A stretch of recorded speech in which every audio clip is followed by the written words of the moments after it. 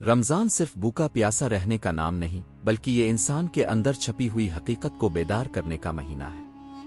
یہ وہ وقت ہے جب اللہ تعالیٰ انسان کو اس کی اصل پہچان یاد دلاتے ہیں کہ وہ صرف جسم نہیں بلکہ ایک روح بھی ہے جس کی غذا صرف کھانا نہیں بلکہ اطاعت، شکر اور قرب الہی ہے۔ انسان کے اندر ایک نفس ہوتا ہے جو غرور، ضد اور خود پسندی سے بھرا ہوتا ہے۔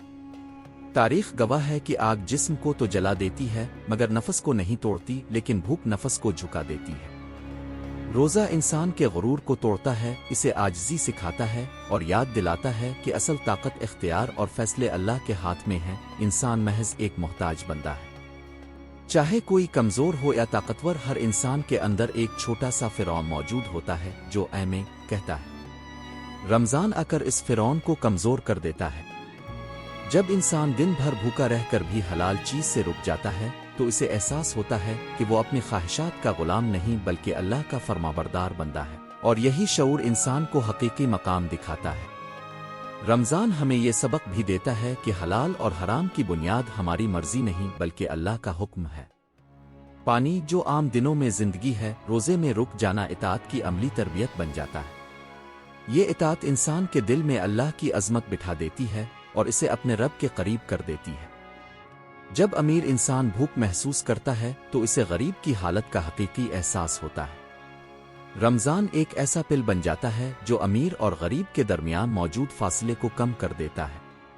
بھوک دل کو نرم کرتی ہے، احساس جگاتی ہے اور معاشرے میں رحم، ہمدردی اور انصاف کو جنم دیتی ہے۔ جو نعمت ہر وقت میسر ہو، انسان اس کی قدر کھو بیٹھتا ہے۔ رمضان میں چند گھنٹوں کی بھوک اور پیاس یہ سکھا دیتی ہے کہ ایک گھونٹ پانی بھی کتنی بڑی نعمت ہے۔ اس طرح شکر صرف زبان تک محدود نہیں رہتا بلکہ دل میں اتر جاتا ہے اور انسان نعمتوں کے اصل مالک کو پہچاننے لگتا ہے۔ رمضان کی قدر صرف زمین پر ہی نہیں بلکہ آسمانوں میں بھی ہے۔ اس مہینے میں جنت کو سجایا جاتا ہے، جہنم کے دروازے بند کیے جاتے ہیں اور سرکش شیاطین کو قید کر دیا جاتا ہے، گویا اللہ تعالیٰ خود اپنے بندوں کو پلٹ آنے، سنبھل جانے اور معافی مانگنے کا خاص موقع عطا فرماتے ہیں۔ رمضان کی ہر رات رحمت کی صداؤں سے بھری ہوتی ہے، جہاں اللہ کی طرف سے ندا آتی ہے کہ ہے کوئی مانگنے والا، ہے کوئی معافی چاہنے والا۔ یہ مہینہ گناہوں سے واپس آنے اور نئی شروعات کا بہترین موقع ہے، خاص طور پر لیلۃ القدر جیسی رات جو 1000 مہینوں سے بہتر ہے۔ رمضان انسان کو سکھاتا ہے کہ اصل آزادی خواہشات کی غلامی میں نہیں بلکہ ان پر قابو پانے میں ہے۔ جب پیٹ قابو میں آتا ہے تو آنکھ، زبان، ہاتھ اور دل بھی سنبھل جاتے ہیں۔ یہی ضبط، یہی توازن اور یہی سکون انسان کے اندر ایک خاموش انقلاب برپا کر دیتا ہے۔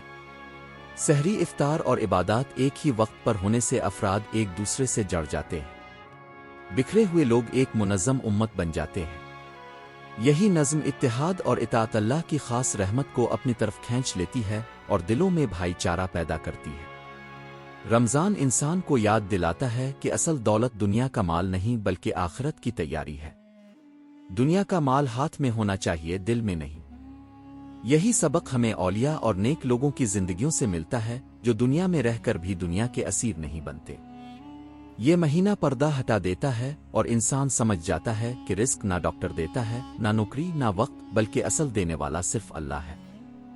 جب یہ حقیقت دل میں اتر جاتی ہے تو شکر خالص ہو جاتا ہے اور بندہ اپنے رب کے سامنے جھک جاتا ہے۔ رمضان انسان کو غفلت بھری زندگی سے نکال کر شعور کی زندگی کی طرف لے آتا ہے۔